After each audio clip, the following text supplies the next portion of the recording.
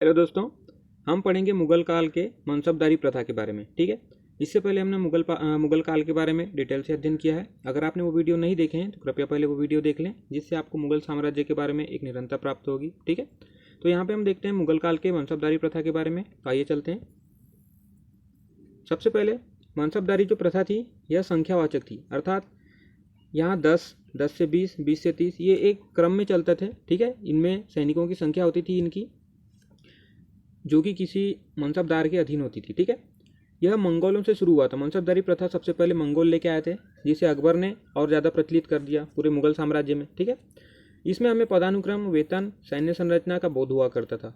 अर्थात जैसे मनसबदार, जैसे इसके पास 10 सैनिक हैं तो यह छोटा मनसबदार। ठीक है, जिसके पास अगर 100 सैनिक हैं तो वह बड़ा मनसबदार। इस प्रकार हमें एक पदानुक्रम का पता चलता था और उसकी सैन्य संरचना का। ठीक है, जैसे ही सैनिकों के अनुसार उसे वेतन भी दिया जाता था, तो इससे हमें उस मनसबदारी व्यवस्था के जो मनसबदार हुआ करते थे उनके वेतन के बारे में भी जानकारी मिलती थी। ठीक है, वेतन अगर देखा जाए तो मनसबदारी प्रथा के अंतर्गत जो वर्ग हुए थे, तो ईरानी जो थे उन्हें ज़्यादा वेतन दिया जाता था, तुर्की लोगों को कम, उससे ईरानी की तुलना में।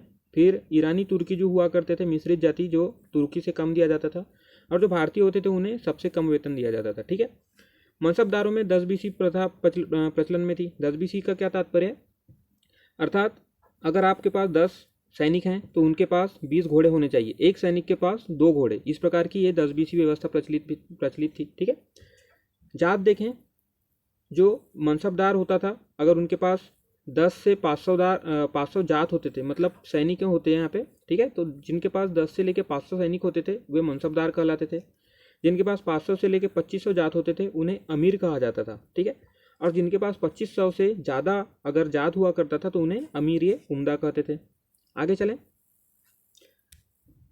जहांगीर ने बढ़ते मनसबदारी प्रथा की वजह से दोअस्पा और सिंहस्पा प्रथा शुरू कर दी। ठीक है, दोअस्पा प्रथा क्या होता था कि निर्धारित से दोगुना, अर्थात उसकी जो श्रेणी होती थी, अर्थात अगर मान लो मनसबदार की श्रेणी 100 की है, अर्थात उसे 100 सैनिक रखना है, परंतु दोअस्पा प्रणाली के अनुसार उसे निर्धारित से दोगुना, 100 के दोगुना अगर देखें तो यहाँ पे 200 सैनिक उसे रखने होते थे। ठीक है, और उसका जो वर्ग होता था 100 का ही कहलाता था अगर कहने के इसमें देखें, परंतु उसे निर्धारित से दोगुना अर्थात 200 सैनिक रखने होते थे। तो इस प्रकार इसने जहांगीर ने दोअस्पा प्रणाली शुरू की। और सिंहस्पा निर्धारित से तिगुना, अर्थात अगर उसका वर्ग 100 का है, 100 मनसबदार है, 100 का मनसबदार है, तो उसे इससे तिगुना सैनिक रखना होता था। ठीक है, अर्थात 300।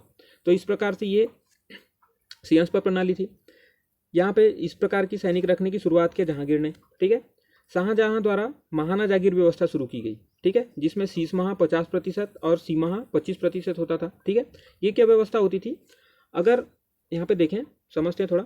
अगर मान लो जैसे मनसबदारी व्यवस्था में 100 जात का मनसबदार है। ठीक है, अगर यदि इसका वेतन वैसे तो 1000 रुपये है अगर मान लिया जाए, ठीक है, परंतु अगर इसे मुगल साम्राज्य की ओर से पूरे 1000 रुपये का इसे भुगतान नहीं किया जाता है, तो यह जितना अगर भुगतान किया जाता है, मान लो 500 इसे तुरंत अभी वर्तमान में भुगतान किया जा रहा है, तो ये 500 रुपये के हिसाब से ही सैनिक रख सकता था। इस प्रकार ये जो है शाहजहां द्वारा महाना जागीर व्यवस्था प्रारंभ की गई थी। ठीक है, शीश माह जो है कि अगर 50% वेतन मिलता है तो वह यहाँ से आधे सैनिक रख सकता था। ठीक है, और सीमाहा में 25% का उसका व्यवस्था कर दिया गया था। ठीक है, मनसबदारों में कौन कौन सम्मिलित थे यहाँ पे देखें।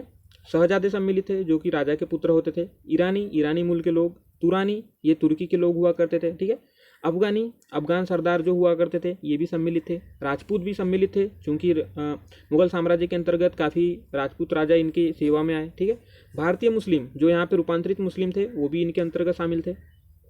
मराठा लोगों को भी बाद में इन्हें भी मनसबदारों के अंतर्गत शामिल किया जाता है। ठीक है, और अन्य मुस्लिम के अंतर्गत विभिन्न छोटे मुस्लिम ये समाज के वर्ग ये भी शामिल थे।